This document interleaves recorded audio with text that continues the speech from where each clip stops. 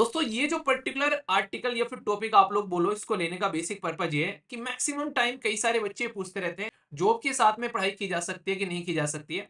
तो जॉब के साथ में पढ़ाई की जा सकती है और बहुत सारे एग्जाम्पल आप लोगों के सामने ऐसे देखने को मिल जाएंगे। उन्हीं में से एक एग्जाम्पल है 57 रैंक है आप लोगों के सामने यहाँ पर। ये 57 रैंक जो है आरबीआई में फुल टाइम इनकी जॉब चल रही थी और उसके साथ में इन्होंने 57 रैंक निकाल दी। तो फिर अगर आप लोग को भी करना है इस तरीके का कारनामा, तो क्या आप लोग के लिए यहाँ पर होना चाहिए, पहले आप लोग ये समझो। इनका नाम है यहाँ पर यशनी। तो ये बेसिकली एक आईएएस ऑफिसर है जिनकी 57 रैंक आई 2019 में। यहाँ पर इनसे पूछा गया कि किस तरीके से आप लोगों ने इस चीज को साथ में लेके चला। मैं आप लोगों को हमेशा एक बेसिक बात बताता हूँ। जिस इंसान की ये बेसिक बात समझ में आ गई, वो इंसान जो है वो कुछ भी कर सकता है जिंदगी में। वो है कि अपना फाउंडेशन तैयार करना। एक बार 1 साल लेकर या फिर 1.5 साल लेकर अगर आप लोग इंडिपेंडेंटली बैठ रहे हो बिना किसी जॉब के साथ में, तो 1 साल में आप लोगों का काम हो जाएगा। और जॉब साथ में चल रही है तो 2 साल में आप लोगों का काम हो जाएगा। इस टाइम पे आप लोगों को ये नहीं करना है कि कोई एग्जाम देना है, बस बैठ के अपना फाउंडेशन तैयार कर रहे हैं। मतलब जब आप लोग जॉब नहीं दे रहे हैं तो 1 साल अपना फाउंडेशन तैयार करने में लग जाएगा पूरा। पर अगर आप लोग के साथ में जॉब है तो मैक्सिमम 2 साल आप लोग के फाउंडेशन तैयार करने में लग जाएंगे। इसके बाद में कुछ नहीं करना है। आप लोग को बस रेगुलरली 3 से 4 घंटे अपना देते रहना है, कुछ आंसर राइटिंग में, कुछ रिवीजन में, क्योंकि फाउंडेशन आप लोग का तैयार हो चुका है। तो बेसिकली घुमा फिरा कर काम ये है कि कैसे आप लोग अपने आप को मैनेज कर रहे हैं टाइम के हिसाब से। इनके द्वारा बोला गया कि टाइम को मैनेज करना है। मैं हमेशा ये बोलता हूँ कि टाइम मैनेजमेंट वर्ड ही गलत है, क्योंकि टाइम को आप लोग मैनेज कर ही नहीं पाओगे। 24 घंटे क्या मैनेज कर लोगे? 25 थोड़ी ना कर दोगे, 26 थोड़ी ना कर दोगे, या 22 कर दोगे उसको। तो 24 घंटे के 24 घंटे ही रहने हैं। आप लोगों को अपने आप को मैनेज करना होता है इन 24 घंटे के हिसाब से, कि इन 24 में से आप लोगों को 5 यूज करने हैं अपने लिए, 6 यूज करने हैं। ऊपर वाला तो सबको दे रहा है भाई 24 घंटे डेली। आप लोग देखो इन 24 में से आप लोग 8 निकाल सकते हो, 8 बाल्टी पानी निकालोगे इसमें से या फिर 14 बाल्टी पानी निकालोगे। तो ये आप लोगों ने डिसाइड करना है। तो अगर जॉब के साथ में भी है तो इजिली 4 से 5 घंटे हर एक इंसान निकाल सकता है।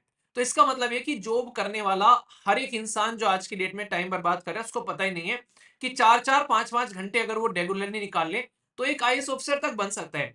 पर लेकिन इसकी इंपॉर्टेंस समझ में उसी इंसान को आती है जिसको टारगेट लाइफ में क्लियर होता है। जिसको टारगेट ही क्लियर नहीं है उसके सामने तो भाई साहब 24 घंटे रख दो, 24 घंटों को कैसे बर्बाद करना है उसकी कला वो तो आप लोगों को समझा देगा। इतना बड़ा कलाकार होगा वो इंसान।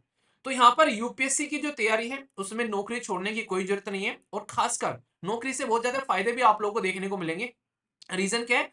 टाइम को किस तरीके से आप लोगों को इफेक्टिवली अपनी लाइफ में यूटिलाइज करना है वो आप लोगों को समझ में आ जाएगा। फुल टाइम जॉब करते हुए पढ़ाई कैसे करनी है आप लोग अपने आप को मैनेज करना सीख जाओगे और अच्छे लेवल पर।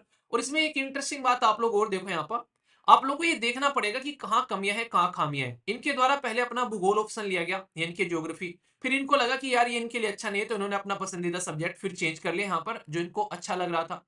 तो ये देखो कि यार गलती कहां पर कर रहे हो। जब तक आप लोग अपनी गलती नहीं पकड़ पाओगे, आप लोग लगे हो उसी चीज के साथ में, मजा नहीं आ रहा है करते हुए फिर भी किए जा रहे हो उसको, तो इसलिए सोचना पड़ेगा। तो आप लोग अपनी रुचि के हिसाब से अपनी चीजों को समझो, और ये तभी होगा जब आप लोग अपने आप को टाइम दोगे।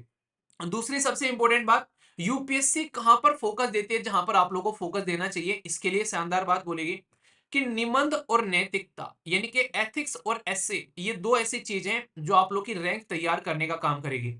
अभी जो आप लोग का एसए का पेपर हुआ उसमें आप लोगों ने देखा होगा एक एसए ऐसा था जो डायरेक्टली आप लोग का एक दिन पहले, मतलब उसी दिन हिंदू न्यूज़पेपर का डिस्कशन चला और उसी दिन के आर्टिकल से आप लोगों को यहाँ पर देखने को मिल गया। तो मतलब कहने का ये कि कहो मानो या ना मानो, जो द हिंदू न्यूज़पेपर है वो एक तरीके से एक एक बेंचमार्क सेट करके चलते हैं। और इसमें इस तरीके से चीजें हैं कि एग्जामिनर भी कहीं ना कहीं इसके पैटर्न फॉलो करते हुए आप लोगों को नजर आते हैं। तो इसलिए ये एक स्टैंडर्ड न्यूज़पेपर माना जाता है देश के अंदर में। तो कुछ करो चाहे ना करो, इसको जरूर आप लोग लेकर चलो। और एथिक्स और एसे एक ऐसी चीज है, इनको आप लोग को रेगुलरली एक कोटेशन एथिक्स की आप लोग रेगुलरली हर वीक यूज कर सकते हैं। कैसे आप लोग उसके ऊपर में एक पर्टिकुलर केस स्टडी लेकर चल सकते हैं। ऐसे यहाँ पर निबंध एक वीक में एटलीस्ट एक निबंध जरूर लिखो। तो यहाँ पर ये आप लोग को जब तक समझ में नहीं आएगा तब तक एग्जाम क्लियर करने का कोई मतलब नहीं है। प्रीलिम्स भी हो जाएगा तो मेंस नहीं हो पाएगा। तो ये अंडरस्टैंड करना है, ठीक है। और सबसे बड़ी बात आप लोग को बता दूं, कई सारे बच्चे पूछते हैं सर जॉब के साथ में क्या फायदा है। जॉब आप लोग की माइंड पर ना प्रेशर नहीं पड़ने देता है। देखो दोनों ही चीजें आप लोग समझो। जिसके पास में जॉब है उसके पास में टाइम की कमी है कि भाई ज्यादा टाइम नहीं मिल पा रहा है। और जिसके पास में आज की डेट में टाइम है उसके पास में प्रेशर ये है कि जॉब नहीं है पास में, अगर नहीं हुआ तो क्या होगा। तो दोनों को समस्या है, पर लेकिन फिर भी मैं बोलूंगा कि जॉब वाला इंसान जो है अगर उसके अंदर पढ़ने की ललक है तो वो ज्यादा कंफर्टेबल वे में अपनी पढ़ाई कर सकता है वो इंसान। इसलिए मैं कहता हूँ कोई ना कोई छोटी मोटी जो भी आप लोग को लगे ऐसा जॉब, जैसे ट्यूशन वगैरह पकड़ लिया, वो काम आप लोग कर सकते हैं। तो इस तरीके से, ताकि आप लोग पढ़ाई के लिए किसी और के ऊपर में डिपेंडेंट भी ना रहो और आप लोग की माइंड पर प्रेशर भी ज्यादा ना पड़े, क्योंकि पूरा खेल किसी भी ऑफिसर बनने के एग्जाम में जो होता है कि माइंड के प्रेशर को कैसे आप लोग को रिलीज करना है। ये पूरा का पूरा खेल आप लोगों को यहाँ पर देखने को मिलेगा। तो इसलिए यहाँ पर ये चीज आप लोग ध्यान रखिए कि कैसे माइंड के प्रेशर को रिलीज करना है। अगर उसके लिए कोई भी जॉब आप लोगों के पास में छोटी मोटी रहेगी, तो आप लोग एग्जाम के ऊपर में प्रॉपर अपना फोकस आप लोग कर पाओगे।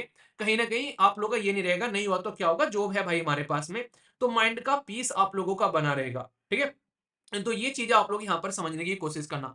एक और छोटी सी बात यहाँ पर, जैसे मैंने आप लोगों को बताया, अब की बार जो यूपीएससी का मेंस देने जा रहे थे, अभी यहाँ पर मैंने आप लोगों को बताया था कि इंडियन इंजीनियरिंग सर्विसेज में सिलेक्टेड कैंडिडेट है एसएलवी फैमिली के, वो अपना मेंस देने जा रहे हैं। ठीक है, तो जब उनसे बात हो रही थी, मैंने कहा कैसा लग रहा है, कह रहे सर ज्यादा प्रेशर लग नहीं रहा है, ठीक है थोड़ा थोड़ा फील हो रहा है, पर लेकिन ऐसा नहीं लग रहा है कि नहीं हुआ तो क्या हो जाएगा।